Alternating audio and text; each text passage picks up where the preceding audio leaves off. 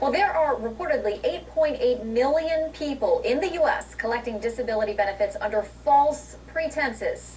Check it out. And today we have some exclusive video of what those folks are doing while you, the taxpayer, are helping to pay their bills. You do not want to miss this video. So you want to know the real numbers? Okay, so if you take all of the money spent on the big three, which is Social Security, Medicare, and Medicaid, for fiscal year 2011, we spent $2.5 trillion. So that's a lot, right? I mean, everybody would admit that's a lot. Of that, $115.3 billion is fraudulent. So Medicaid payments accounted for $21.9 billion, supplemental security income payments accounted for $4.6 billion, and disability insurance payments accounted for $4.5 billion. So that's a lot, right? Those are pretty large numbers, right? Well, here's the reality.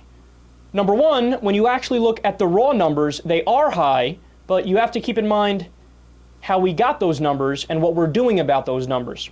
So here's what Fox isn't telling you. The Department of Justice has a whole department that's dedicated to prosecuting Social Security fraud and entitlement fraud, and that's partly how we're able to get the numbers. We get these numbers, and then we try to fix the problem, right? And number two, the total number of workers who received disability benefits in 2012 was 8.8 million people. So according to Fox News, claiming that 8.8 million people fraudulently received disability benefits, that's claiming that every single person that received disability benefits was fraudulent.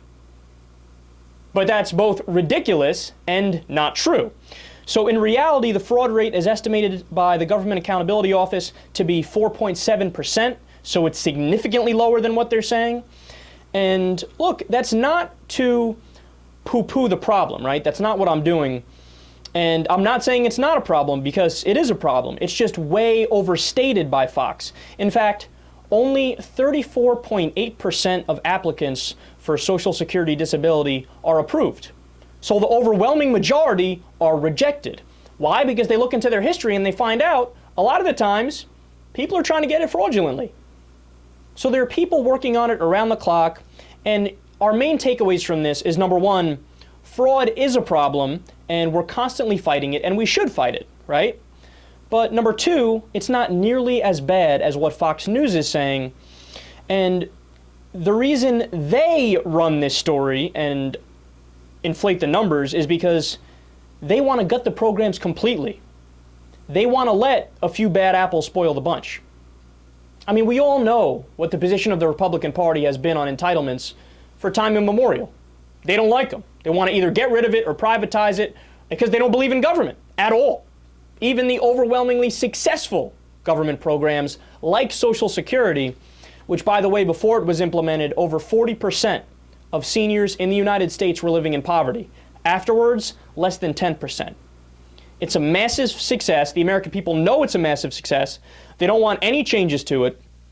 It has a $2.7 trillion surplus, but Fox News will run their propaganda stories like this to try to get you to think, oh, we should get rid of it. Look, so much fraud, we can't even control it.